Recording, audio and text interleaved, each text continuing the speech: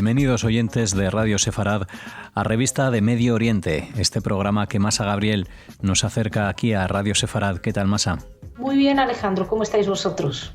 Bueno, muy bien, de nuevo aquí revisando esos artículos, esas noticias que encontráis en medios de comunicación y que compartís con nosotros aquí en este espacio para hablar de asuntos que refieren a Israel.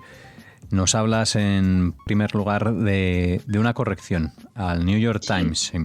Sí, básicamente de Israel en los medios.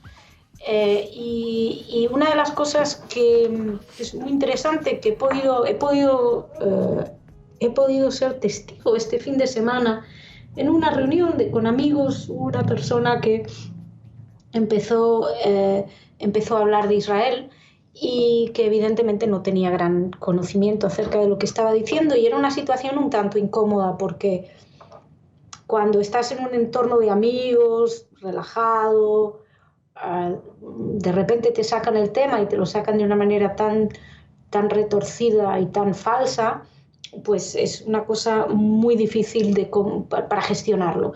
Sin embargo, tengo que decir que bueno, la cosa fue bien. En un momento le pregunté, digo, ¿pero por qué dices estas cosas? Dice, no, porque lo he leído y tal. Y empezamos a hablar y me llamó la atención la cantidad de cosas que sabía mal. O sea, que eso siempre me recuerda a una frase que me gusta mucho, que dice, lo malo de la ignorancia no es todo lo que no sabe, sino todo lo que sabe mal. Y empezamos a hablar y entonces, por ejemplo, no sabía que Cisjordania había estado en manos de los jordanos, no sabía que en Gaza no había presencia militar israelí, había muchas cosas que ignoraba. Entonces empezamos a hablar y una de las cosas que me dijo fue, es que claro, yo esto es lo que leo. Y le digo, ¿pero es exactamente lo que lees? Y dice, no sé si es exactamente lo que leo, me dice, o es la impresión que me llevo. Y esto es muy interesante porque a veces estamos leyendo cosas que no es que sean incorrectas 100%, pero un constante encuadre desde una perspectiva en la que se omiten detalles, como por ejemplo que Gaza no tiene presencia israelí, o cuando se da a entender que había un Estado palestino al que Israel le roba tierras. Todo esto, que es un poco la información que tenía esta persona, termina creando un cuadro general de desconocimiento absoluto. Él estaba muy sorprendido cuando estuvimos hablando. Al principio me dijo, no, esto no puede ser así. Entonces empezó a mirar él mismo en internet y dijo, tienes razón, es verdad. Entonces, es cierto que no era un Estado palestino. Es cierto que Cisjordania se llama Cisjordania precisamente porque Jordania invadió esa zona. Y estaba muy, muy sorprendido. Entonces me hizo pensar, y hablamos con esta persona acerca de esa responsabilidad de los medios. Los medios son, en este caso, lamentablemente, por la falta de profesionalismo, por el exceso de ideología hace que no puedan aplicar las reglas de la profesionalidad 100%. Y eso hace que el resultado sea pura propaganda en muchos casos y no necesariamente información correcta. Entonces, pues hay mucho trabajo que hacer. Eso sin duda lo sabemos y los que escuchan este programa lo saben. En ese sentido, quiero felicitarnos a cámara, ¿no?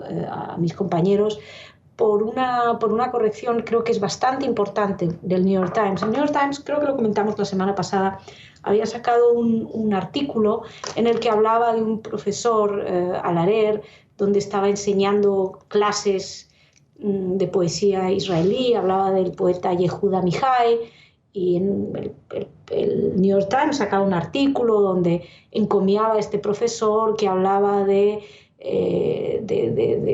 lo positivo de la convivencia y cómo este profesor palestino enseñaba a sus alumnos que los israelíes, la convivencia, etc.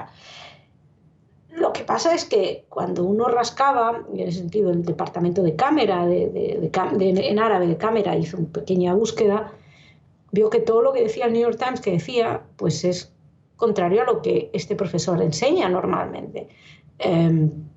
Si en el artículo del New York Times destacaban que el poema de Yehuda Mijael lo consideraba hermoso, que mostraba la humanidad compartida de los israelíes y los palestinos, y que admiraba cómo Jerusalén es un lugar en el que todos llegan juntos independientemente de su religión y de su fe.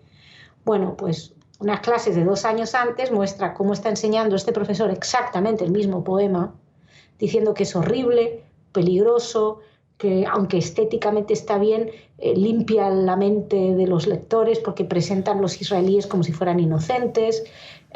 Otro poema también de Tuvia Rubner en el que decía que era peligroso, que decía que el poema es culpable de la limpieza étnica y de la destrucción de Palestina, etc.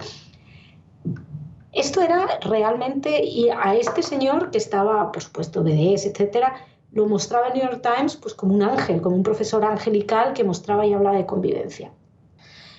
Fueron necesarios entrar en contacto con ellos, hubo campaña, etc. Han sacado una nota diciendo que no, que bueno, que efectivamente que se han dado cuenta que era un error ese artículo. Y eso es encomiable. Y eso es algo que he hecho mucho en falta en muchos de los medios en español. Es decir, no voy a defender el New York Times, que tiene una serie de problemas cada vez más acuciantes y que es evidente que no está a la altura su calidad informativa, pero por lo menos hay que reconocer al César lo que es del César, y es que retractar un artículo y reconocer que se ha hecho un error, pues eso siempre es destacable. Y algo que no conseguimos, por ejemplo, en España en muchos casos. Mira, te quiero hablar, para terminar, un ejemplo. Hay un artículo, yo lo leí en La Provincia, pero bueno, parece ser que es de todos los medios de ese grupo, y salió, por supuesto, en el periódico de Cataluña, y que dice: Israel concluye el muro para aislar a Gaza por tierra y mar. Y es llamativo porque, primero, la barrera no es para aislar, es para evitar ataques. Esto es lo primero. Y en segundo lugar, ¿cómo va a aislar Israel Gaza por tierra y mar si Gaza comparte frontera con Egipto? Lo que pasa es que, claro, en un titular más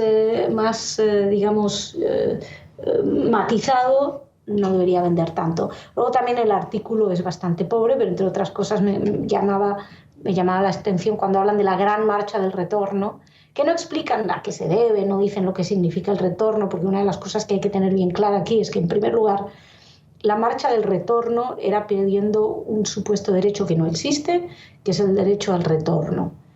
Y no existe, insisto, hay que ponerlo entre comillas. Pero bueno, aquí luego han dicho que era también para el fin del bloqueo. Y según dice, el periódico de Cataluña lo menciona como las protestas masivas organizadas por Hamás tras el muro. Bueno, primero pues pedían aligerar el bloqueo. No, pedían que volvieran, entre comillas, 5 millones de palestinos a Israel. ¿Qué quiere decir eso? O sea, de árabes palestinos a Israel. Quiere decir que Israel pierda el contenido, su identidad como Estado judío, que deje de ser, que se convierta en un país en el que los judíos sean minoría. Bueno, o sea, es la desaparición de Israel. Y eso hay que tenerlo muy claro. La supuesta ley del retorno, lo que quieren es, derecho al retorno, es hacer que desaparezca un Estado con mayoría judía, que los judíos sean también minoría en Israel. Y luego, por otro lado, las protestas masivas organizadas tras el muro. Bueno, Hamás es un grupo terrorista, con lo cual si organiza, cosa que tampoco mencionan en el artículo, si organiza protestas, bueno, pues habrá que tener un poquito, sospechar del tipo de protestas que son. No estaban... Sí, las organizan tras el muro porque están tras el muro, pero la idea no es quedarse tras el muro. Hubo intentos de infiltraciones, hubo ataques, hubo disparos, hemos visto imágenes, o sea, fue todo menos pacífico. Y en sexto, estaban tras el muro porque empezaban ahí, pero la idea, o tras la valla, porque para ser honestos no era un muro, la idea era entrar en Israel y atacar a las poblaciones judías, y esto lo dejaron clarísimo. Entre ellos, para los medios pero a los medios no les interesa lo claro si va en contra de lo que quieren vender. Y así tenemos luego resultados como este señor encantador con quien tuve la conversación, que estaba muy sorprendido de descubrir cuestiones completamente factuales. Y no hablo de alguien que no lee, hablo de alguien que lee prensa regularmente y que demostraba interés. Uh-huh. O sea que bueno, quería destacar esto en el programa de hoy y ya si quieres seguimos la semana que viene. Estupendo, Masa. Pues interesante compartir estas conversaciones cotidianas que nos llevan al mundo real y al que se genera en los medios de comunicación en torno a temas que a veces no se cuentan tal y como son. Así que aquí seguiremos recibiéndote para aportar luz en ciertos aspectos que llaman la atención de cámara y que compartís con los oyentes de Radio Sefarad en esta revista de Medio Oriente. Muchísimas gracias, Alejandro. Hasta la semana que viene.